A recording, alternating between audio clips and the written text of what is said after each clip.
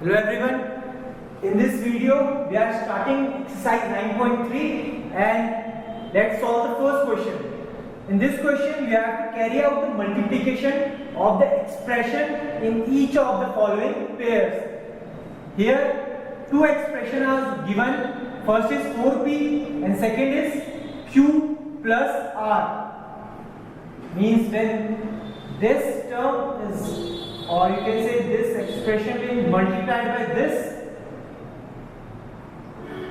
you have to multiply this term with both the terms which are inside the bracket. So when this is multiplied by q, will give 4p q, and when this again multiplied by r, because there it is positive sign, so this will positive and this will be 4p r.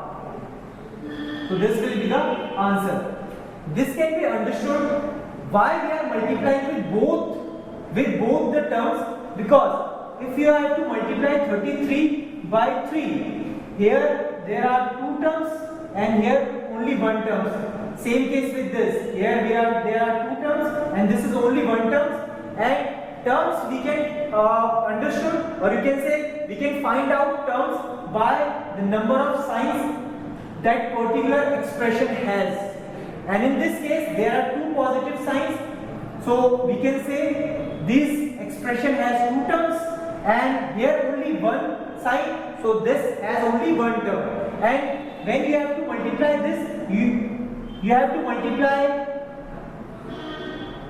this with this, will give 9, and again you have to multiply with this, which is again 9. So same case with this, you have to multiply this with both the terms. In this question again, if you are multiplying AB with A minus B, I am writing these in brackets because this will make clear which are different expressions. If you are writing without bracket, that's okay, but that will add to the confusion which are separate terms.